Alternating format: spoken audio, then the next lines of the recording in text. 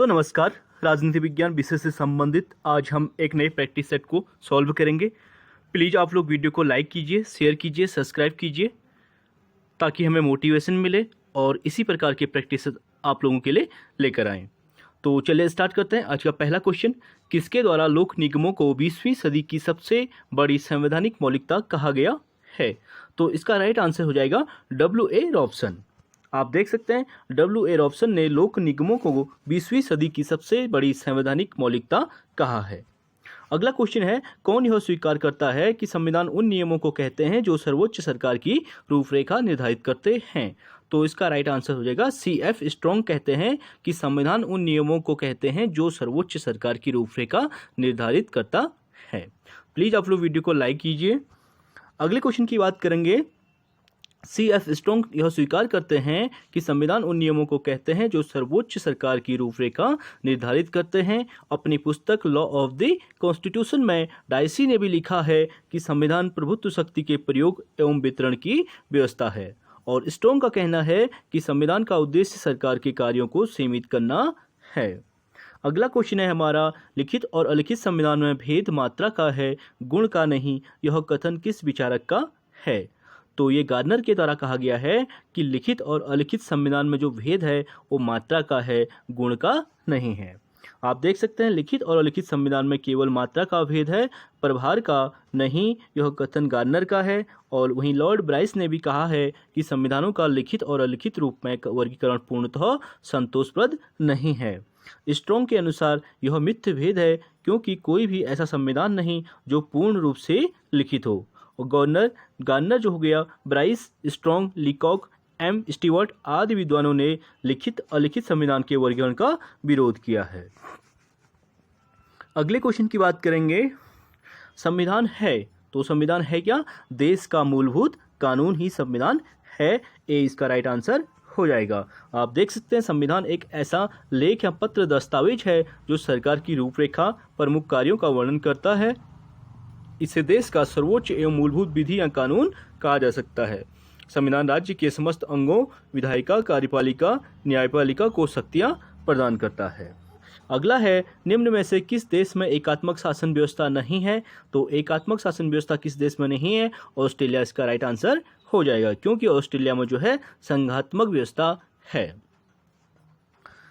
आप इसका एक्सप्लेनेशन देख सकते हैं। संघीय शासन व्यवस्था में सर्वोच्च सत्ता केंद्रीय प्राधिकार और उसकी विभिन्न अनुषंगिक इकाइयों के मध्य बंटी जाती है। आमतौर पर संघीय व्यवस्था में 2 स्तर पर सरकारें होती हैं। इसमें एक सरकार पूरे देश के लिए होती है जिसके जिम्मे राष्ट्रीय महत्व के विषय होते हैं। फिर राज्य या प्रांतों के स्तर की सरकारें होती हैं जो शासन के दैनंदिन कामकाज को देखती हैं। दोनों स्तर की सरकारें अपने अपने स्तर पर स्वतंत्र होकर अपना काम करती हैं, जबकि एकात्मक शासन व्यवस्था में शासन का एक ही स्तर होता है, बाकी इकाइयां उसके अधीन होकर काम करते हैं। एग्जाम्पल के तौर पे आप चाइना और नॉर्थ कोरिया को ले सकते हैं।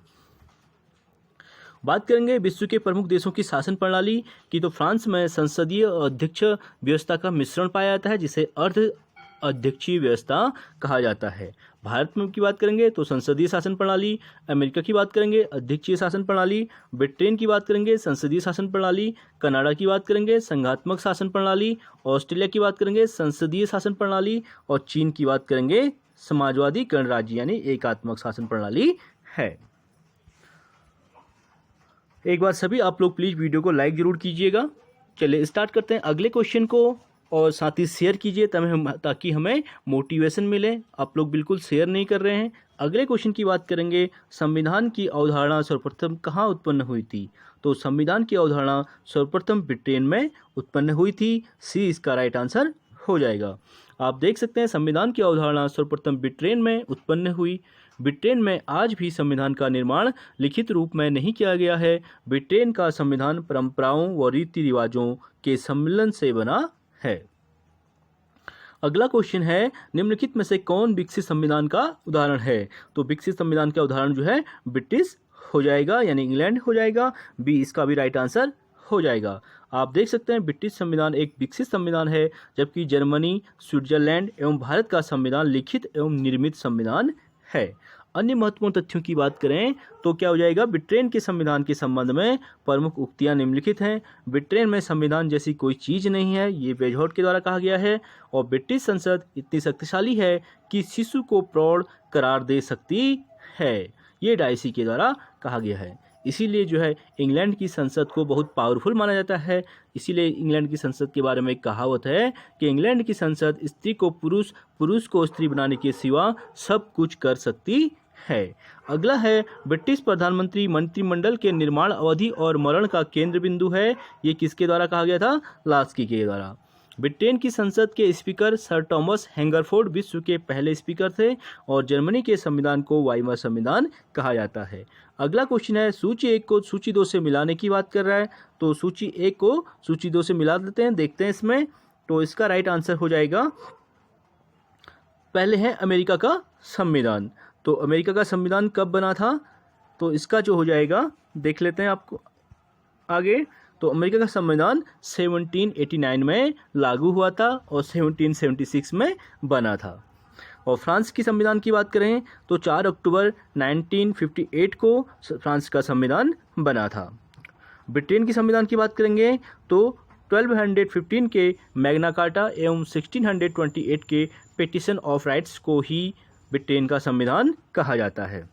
और चीन के संविधान की बात करेंगे तो दिसंबर 1982 में चीन का संविधान बना था। अगला है, निम्न में से कौन विधि के शासन से घनिष्ठ संबंध रखता है। तो विधि के शासन से घनिष्ठ संबंध रखता है संविधानवाद, यानी सी इसका राइट आंसर हो जाएगा। आप देख सकते हैं विधि का शासन संविधानवाद कॉन्स्टिट्यूशनलिज्म की मुख्य विशेषता है। संविधानवाद उन विचारों एवं सिद्धांतों की ओर संकेत करता है जो उस संविधान का विवरण का समर्थन करते हैं, जिनके माध्यम से राजनीतिक शक्ति पर प्रभावशाली नियंत्रण स्थापित किया जा सके। यह संविधान पर आधारित विचारधारा होती है, जिसकी मान्यता है कि शासन संविधान में लिखे गए नियमों व विधियों के अनुरूप संचालित हो। अन्य महत्वपूर्ण तथ्यों की बात करेंगे, संविधानवाद शासन की वह पद्धति है जिसमें शासन जनता की आस्थाओं, मूल्यों, आदर्शों को परिलक्षित करने वाले संविधान के नियमों, सिद्धांतों के आधार पर किया जाए। ऐसे संविधान के माध्यम से ही शासकों को प्रतिबंधित व सीमित रखा जाए, जिससे राजनीतिक व्यवस्था की मूल आस्थाएं क्या होती है, सुरक्षित रहे। आप इसका एक्सप्लेनेशन देख सकते हैं। अगले क्वेश्चन की बात करेंगे तो संविधानवाद से तात्पर्य है, तो संविधानवाद का तात्पर्य किससे है, कानून के शासन से, यानी विधि के शासन से। सी इसका राइट आंसर हो जाएगा।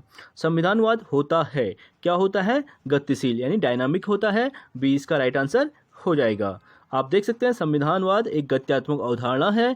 इसमें स्थायित्व के साथ साथ गत्यात्मकता भी पाई जाती है, जिससे यह प्रगति में बाधक नहीं बल्कि प्रगति का साधक बना रहता है।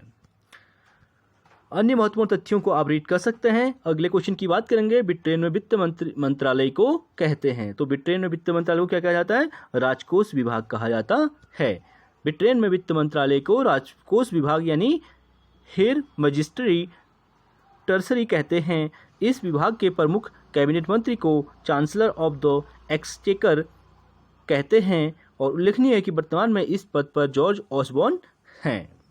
अगला क्वेश्चन है, निम्नलिखित में से कौन एक देश कठोर संविधान का एक सर्वोत्तम उदाहरण है। तो कठोर संविधान का सर्वोत्तम उदाहरण जो है, एग्जाम्पल जो है, यूएसए संयुक्त राज्य अमेरिका का संविधान है। यहाँ पर आपको समझना होगा कि कठोर संविधान और लचीला संविधान क्या होता है। तो कठोर संविधान की बात करेंगे, ऐसा संविधान जिसमें संविधान संशोधन करने की जो प्रक्रिया है बहुत ही जटिल होती है, संशोधन नहीं किया जा सकता है, तो वो क्या हो जाएगा, कठोर संविधान। और लचीला संविधान वो संविधान है जिसमें संविधान संशोधन की प्रक्रिया में संशोधन बहुत इजीली तरीके से यानी सामान्य तरीके से हो जाता है, उसे लचीला संविधान कहा जाता है। अगले क्वेश्चन की बात करेंगे, आप एक्सप्लेनेशन इसका रीड कर सकते हैं। अमेरिकी संविधान द्वारा किसकी शक्तियां निश्चित कर दी गई हैं। तो संघ की शक्तियां जो है संविधान द्वारा निश्चित कर दी गई हैं। अगले क्वेश्चन की बात करेंगे, कौन सा विचारक संविधान एवं संविधानवाद में अंतर नहीं मानता है। मोस्ट इंपोर्टेंट क्वेश्चन बहुत बार एग्जाम में पूछा गया है। तो CF स्ट्रॉन्ग ही हैं जो संविधान और संविधानवाद में अंतर नहीं मानते हैं। CF स्ट्रॉन्ग संविधान एवं संविधानवाद में अंतर नहीं मानते हैं। इनके अनुसार संविधान पर आधारित शासन ही संविधानवाद तथा संविधान में कोई अंतर नहीं है। इनके विचार का समर्थन कोरी और अब्राहम जैसे विद्वान भी करते हैं। C.F. स्ट्रॉन्ग के अनुसार संविधान उन सिद्धांतों का समूह है जिसके अनुसार राज्य के अधिकारों, नागरिकों के अधिकारों तथा दोनों के संबंधों में सामंजस्य स्थापित किया जाता है।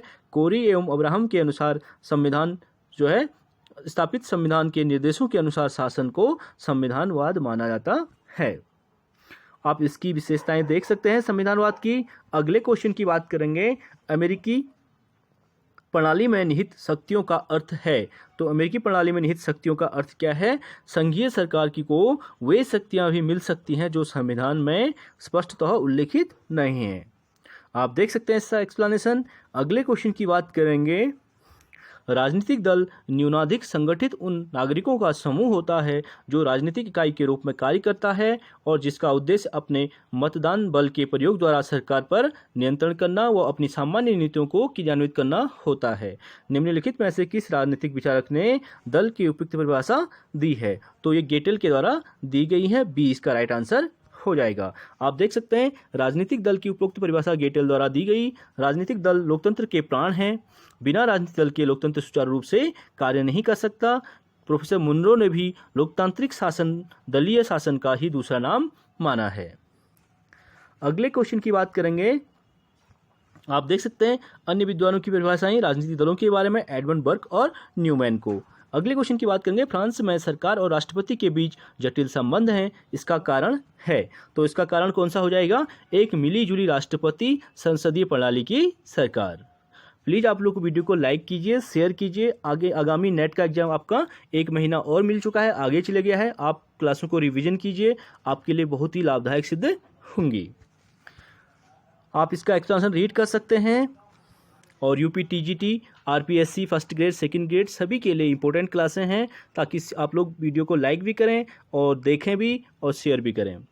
अगले क्वेश्चन की बात करेंगे, फ्रांसीसी व्यवस्था का आधार है। तो फ्रांसीसी व्यवस्था शुद्ध अध्यक्षात्मक नहीं और शुद्ध संसदीय भी नहीं है, इन दोनों का मिला जुला रूप है जिसे अर्धसंघीय कहते हैं।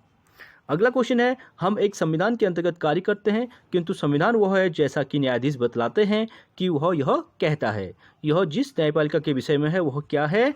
उसका आंसर हो जाएगा सी, यानी संयुक्त राज्य अमेरिका। अमेरिका में न्यायिक सर्वोच्चता के सिद्धांत को अपनाया गया है। न्यायिक पुनरावलोकन की विस्तृत शक्ति इसे प्राप्त है। सर्वोच्च न्यायालय ही वहाँ संविधान एवं नागरिक अधिकारों का रक्षक है। इसकी व्यापक शक्ति को देखते हुए जस्टिस हुज ने कहा है कि हम अमेरिकी जनता एक संविधान के अधीन तो हैं, किंतु संविधान वही है जो न्यायाधीश कहते हैं। और न्यायाधीश जस्टिस फ्रैंकफर्टर ने तो यहाँ तक कह दिया है कि सर्वोच्च न्यायालय ही संविधान है। अगला क्वेश्चन है, लौह आवरण शब्द किसने प्रचलित करवाया? तो लौह आवरण शब्द का प्रयोग सबसे पहले चर्चिल ने फुलटन भाषण के दौरान किया था। आप देख सकते हैं लौह आवरण शब्द का प्रयोग चर्चिल ने फुलटन भाषण 5 मार्च 1946 में किया था। ये वही विंस्टन चर्चिल हैं जिन्होंने महात्मा गांधी को अर्धनग्न फकीर भी कहा था।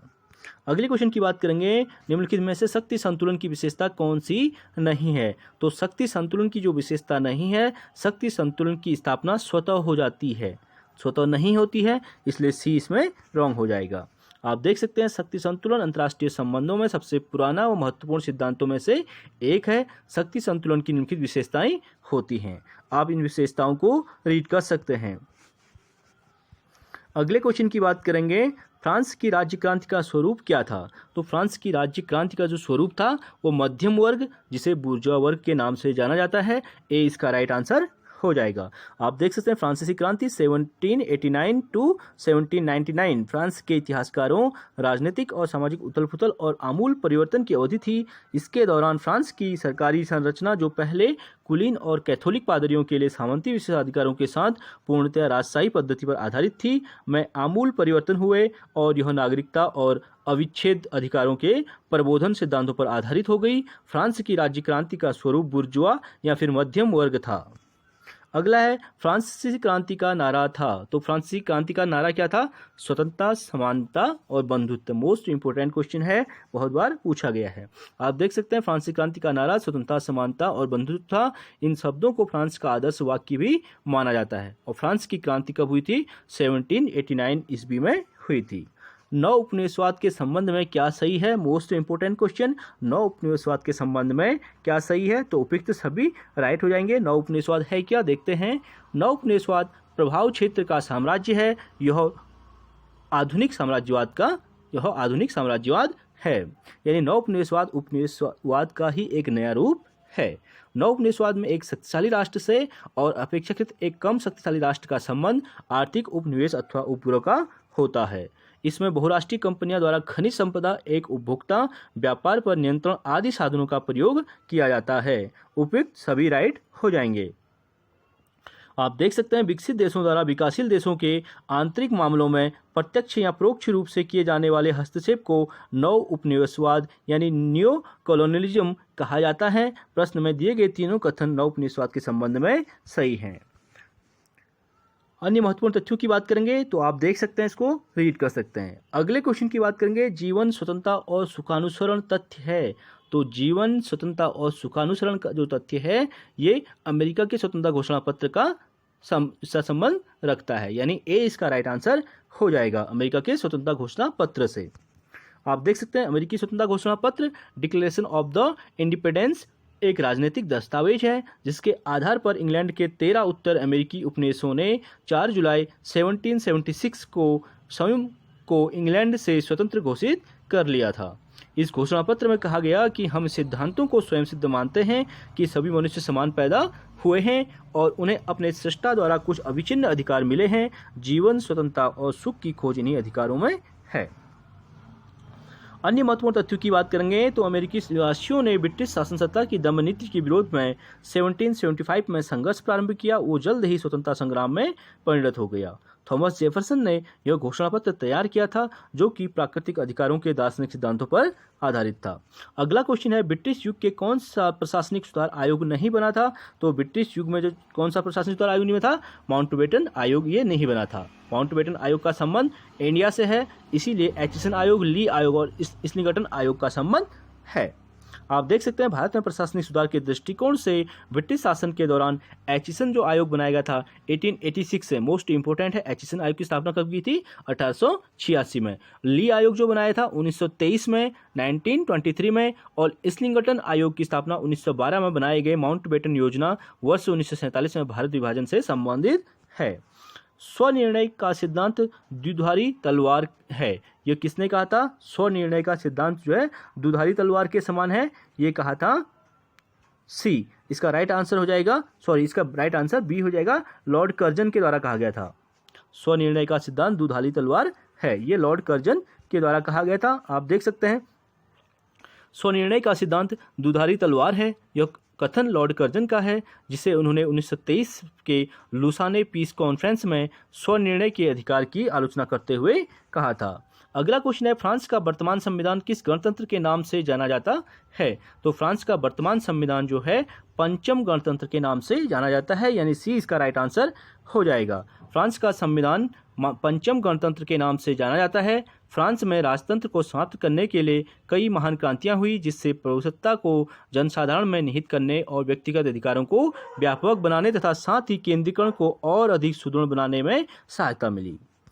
आप देख सकते हैं अन्य महत्वपूर्ण तथ्यों की बात करेंगे, मैं ही राज्य हूँ, यह कथन फ्रांस के शासक लुई 14वें ने कहा था। मोस्ट इंपोर्टेंट है और फ्रांस राज्यों का एक संघ है। फ्रांस में एकात्मक शासन व्यवस्था है, एकात्मक के साथ साथ अध्यक्षात्मक है, दोनों का मिला जुला रूप है, उसे अर्धसंघीय संविधान कहते हैं।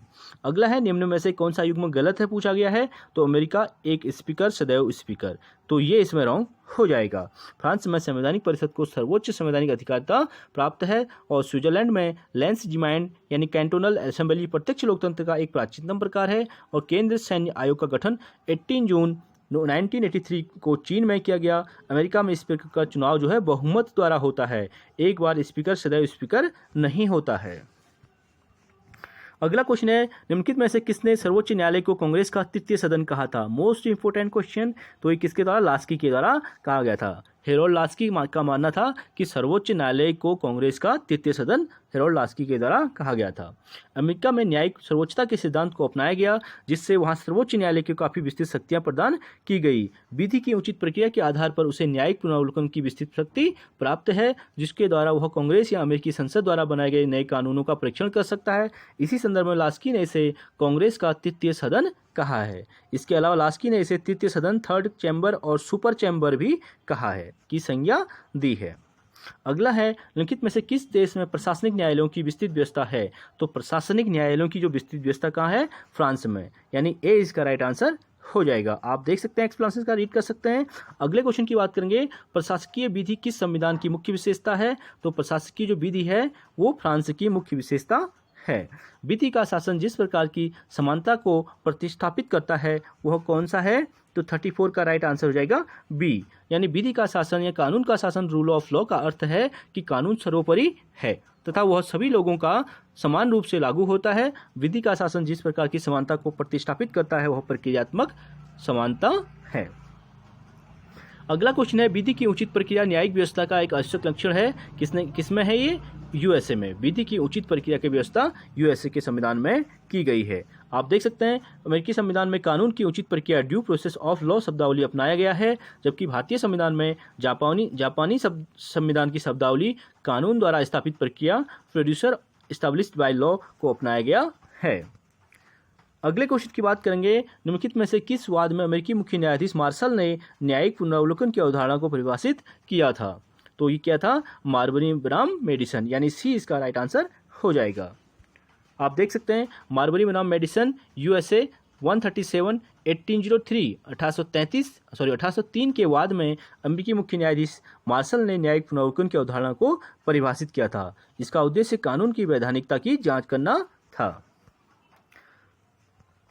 अगले क्वेश्चन की बात करेंगे, निम्नलिखित में से किस विवाद में अमेरिकी मुख्य न्यायाधीश मार्शल ने न्यायिक पुनरावलोकन की शक्ति को मान्यता दी थी? तो विवाद था मार्बरी बनाम मेडिसन। मोस्ट इंपोर्टेंट क्वेश्चन है। अगले क्वेश्चन की बात करेंगे, चीन के राष्ट्रीय संसदीय निकाय को कहते हैं? तो चीन के राष्ट्रीय जो संसद है उस निकाय को राष्ट्रीय जन कांग्रेस के नाम से जाना जाता है।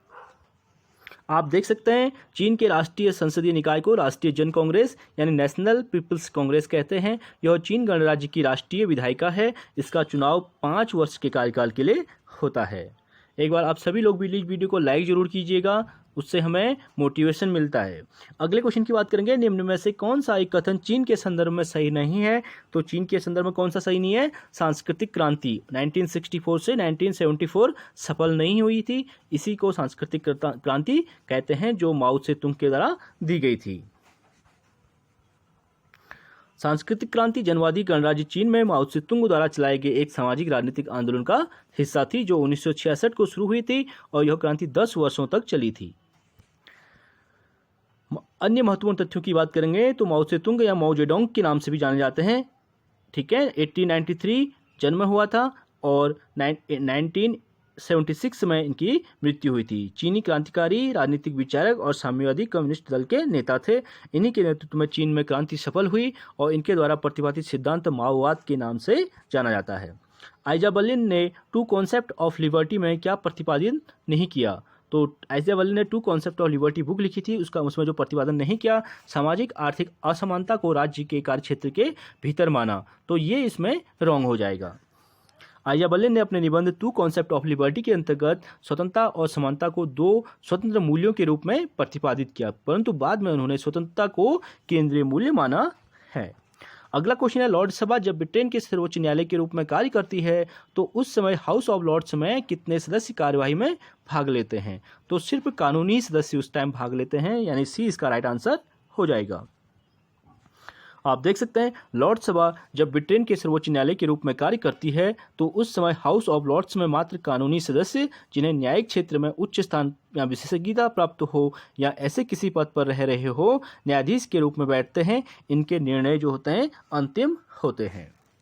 अगला क्वेश्चन है, अमेरिका के राष्ट्रपति चुनाव में यदि कोई भी प्रत्याशी आवश्यक बहुमत प्राप्त नहीं करता है तब इसे निर्णय के लिए निर्देशित किया जाता है प्रतिनिधि सभा को, यानी सी इसका राइट आंसर हो जाएगा। आप देख सकते हैं अमेरिका के राष्ट्रपति के चुनाव में यदि कोई भी प्रत्याशी आवश्यक बहुमत प्राप्त नहीं करता है तब राष्ट्रपति के निर्वाचन का यह प्रश्न प्रतिनिधि सभा द्वारा निर्णय किया जाता है। यह सर्वाधिक मत पाने वाला 3 प्रत्याशियों में से किसी एक को राष्ट्रपति चुनती है। उपराष्ट्रपति के विषय में ऐसी ही स्थिति में सीनेट द्वारा निर्णय लिया जाता है।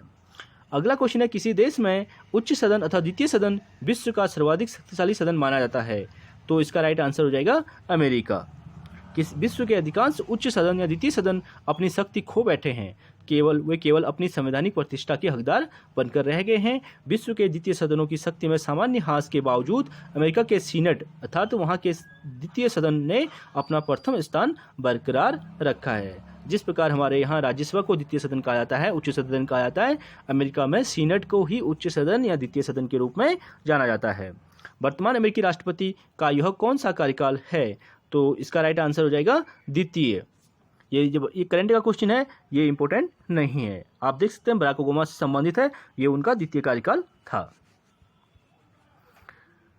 अन्य महत्वपूर्ण तथ्यों की बात करें, आप देख सकते हैं अगले क्वेश्चन की बात करेंगे, अमेरिकी राजनीति में चुनाव क्षेत्रों को राजनीतिक लाभ की दृष्टि से परिसीमित करने की प्रवृत्ति को कहते हैं। तो परिसीमन करने की जो प्रवृत्ति होती है उसे गैरीमॉन्डरिंग पद्धति कहा जाता है। ये इसका राइट आंसर हो जाएगा। अमेरिकी राजनीति में चुनाव क्षेत्रों को संवैधानिक या राजनीतिक लाभ की दृष्टि से परिसीमन करने की प्रवृत्ति को गैरीमॉन्डरिंग कहते हैं। गैरीमॉन्डरिंग प्रणाली का प्रयोग सर्वप्रथम 1200 में मैसाचुसेट्स के गवर्नर एल्ब्रिज गैरी द्वारा अपने दल को राजनीतिक लाभ प्रदान करने हेतु जिलों की सीमा में परिवर्तन के द्वारा किया गया था।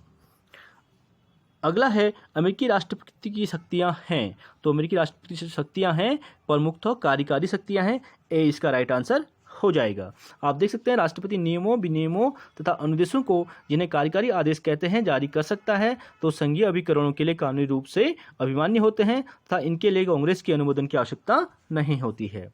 अमेरिका की प्रतिनिधि सभा के सदस्यों की कुल संख्या है। तो अमेरिका में जो प्रतिनिधि सभा है उसके सदस्यों की संख्या 435 है। सी इसका राइट आंसर हो जाएगा। United states of house of representative अमेरिकी कांग्रेस की निचली प्रतिनिधि सभा है तथा यूनाइटेड स्टेट्स सीनेट ऊपरी प्रतिनिधि सभा है। 1929 में निर्मित वर्ष 1941 में संशोधित पुनर्निर्धारण एक्ट द्वारा प्रतिनिधि सभा की सदस्य संख्या 435 निश्चित कर दी गई थी।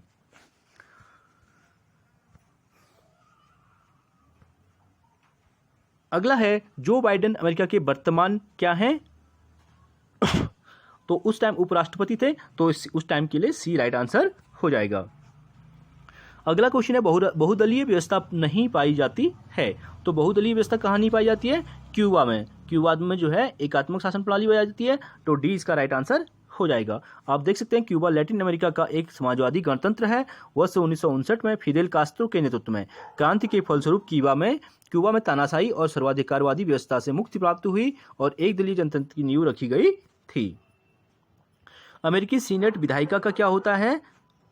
तो इसका ए राइट आंसर हो जाएगा, ऊपरी और प्रबल सदन होता है। तो चलिए फ्रेंड्स, आज के लिए 50 क्वेश्चन कंप्लीट हुए। प्लीज़ आप लोग वीडियो को लाइक कीजिए, शेयर कीजिए, सब्सक्राइब कीजिए ताकि हमें मोटिवेशन मिले और अधिक से अधिक वीडियो आपके लिए आए। चलिए, थैंक यू सो मच।